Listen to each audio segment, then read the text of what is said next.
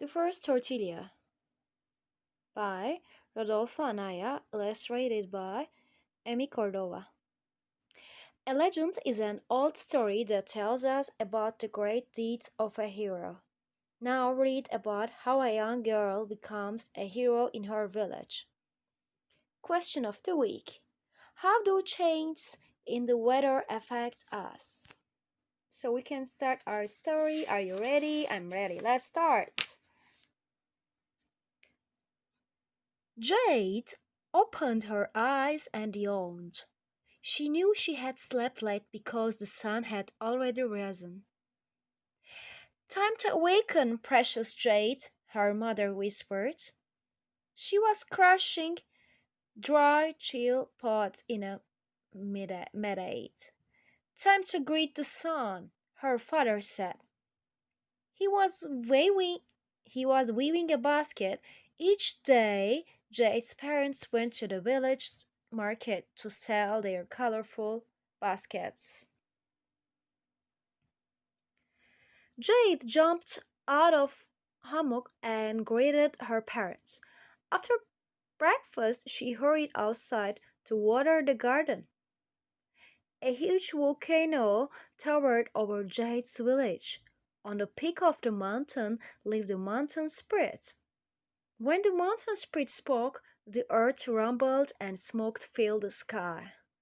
Sometimes burning lava poured down the mountain inside. Jade said a prayer. Mountain spirits, send us rain. Our bean and squash plants are drying.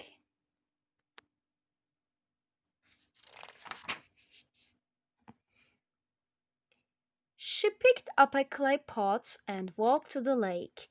Jade greeted the other village girls who were almost collecting water. The once beautiful lake was almost dry. She filled the pot and returned to the garden. As she worked, a lovely blue hummingbird flew in front of her. You must go to the mountain spirit and ask for rain, the hummingbird whispered, and you must take a gift. Her father had told her the small birds brought messages from the mountain spirit. Jade knew she must listen.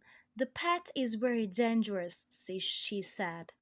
I will guide you, the hummingbird replied.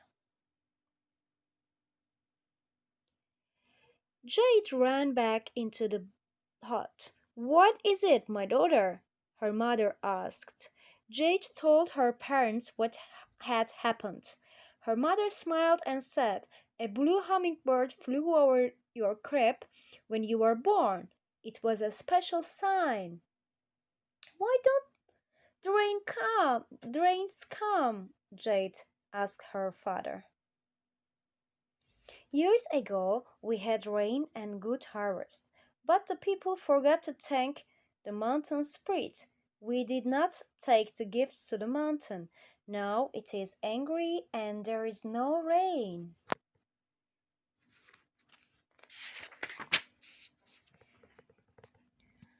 I can take a I can take a gift of food, Jade said. Her father shook his head. A girl cannot climb the mountain. You will fall from the cliffs like a bird without wings. Our gardens are dying, her mother said. Soon we must leave our home in search of food. That will be the end of our way of life. Jade grew sad. She knew the people didn't want to leave their village. They had lived at the foot of the volcano for many generations. This had been the home of their ancestors. When her parents were gone to market, Jade walked in the garden, wondering what she could do to help her village. The blue hummingbird appeared again. The mountain spirit will listen to you, the hummingbird whispered.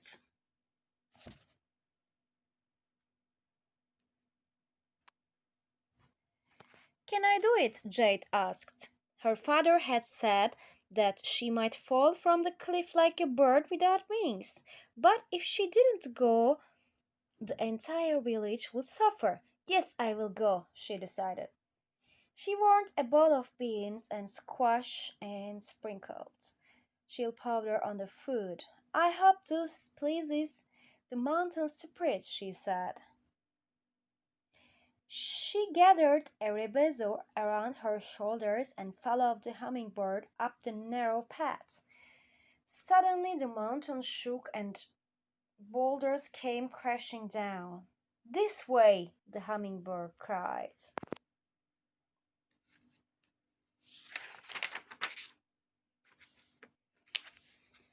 Jade jumped aside, and the boulders missed her. Finally, they arrived at the home of the mountain spirit where butterflies danced among a rainbow of flowers.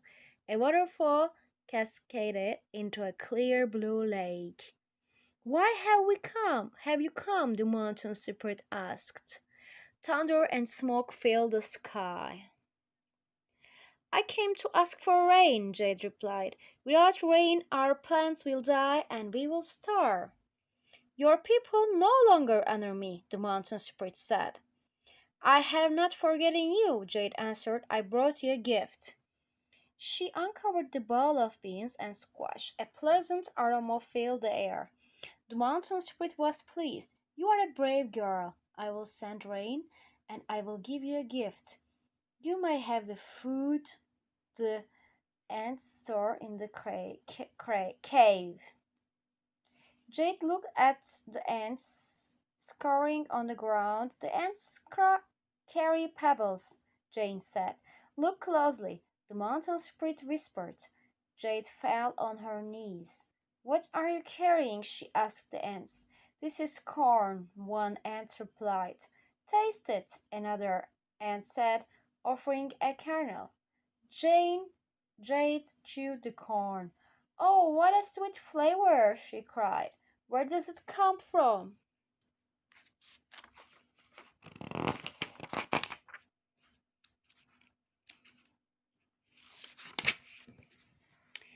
It grows here on Corn Mountain.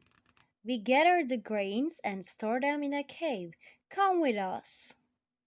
Jade followed the ants into the cavern. On the floor, she found piles of corn. Corn is a gift from the mountain spirit, the ant said. Take all you want. Jade gathered the corn in her vessel. She thanked the mountain spirit, she thanked the hummingbird for guiding her, and she thanked the ants for sharing their corn. Then she carefully made her way down the mountain with her prize. Her parents had returned from the market. Jade entered her home and spilled the corn on the floor. What is this? Her father asked. Corn, Jade cried. The mountain spirit gave it to me. Here, taste it. Her father chewed a few dry kernels, and corn softened with each bite. It was sweet and tasty. Good, said her father, but hard to chew. I will boil the corn in a clay pot, said her mother. It will make puzzle. When the puzzle was ready, Jade's father tasted it. Wonderful, he exclaimed. We must thank the mountain spirit for this food. They scattered kernels of corn in their garden and said a prayer of thanks. That afternoon, clouds gathered on the mountain peak. Soon, gentle rain fell. Later in the season, corn plants pushed through the earth. The corn tassels blossomed. Soon tender ears of corn appeared on the stalks. A lot, Jade said as she picked the corn. That evening they ate corn, beans, and squash flavored with red chill. When the corn was dry, Jade placed some kernels in a meade and crushed them with a mano. She sprinkled water on the cornmeal. The gruel was thick like dough. Massa, Jade said. She patted the massa back and forth in her palms until it was flat and round. Then she placed it on a hot stone near the fire. While they were eating, they smelled the masa cooking on the hot stone. What is that sweet aroma? Asked her father. The masa, Jade cried. There on the hot stone lay the freshly baked bread. She picked it up and offered it to her parents. Her father ate a piece. Very good. Delicious, her mother exclaimed. What shall we call this bread? Jake thought a while. I'll call it a tortilla. I am proud of you, her father said. We must share this with our neighbors, her mother added. In the following days, Jade went from home to home teaching the women how to make tortillas. The corn plants grew. Corn tortillas became the favorite food of the people. Now the village didn't have to leave their home. During the harvest fiesta, the people held a ceremony to thank the mountain spirit for giving them corn. They also thanked Jade, the girl who had baked the first tortilla. So here we have a corn tortilla recipe. So if you want to try that, this is the chance that you can make it. And here we have some glossary. Jade, a precious stone in ancient Mexico. Rebozo, a shawl worn by Mexican women. Pozole or pozole, a corn and meat stew. Elote, ancient Mexican word for ear of corn. Metates, concave rock where corn is grown. Mano, smooth rock with which to grind corn. Masa, dough. Tortilla, traditional Mexican bread. Did you like the story? I had fun when I was reading. So here, let's meet the writer. As usual, Rudolfa Anaya.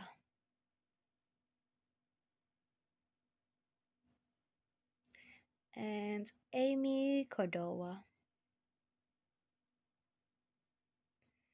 And they have other books. And here are the questions. If you want to have a look at them, I won't read it, but you can read, think critically questions by yourself and answer it. So I really love the pictures of the story. Did you like the pictures? Yeah, they are creative, aren't they? So, as usual, this story is from Reading Street by Scott Firstman. Have a nice day.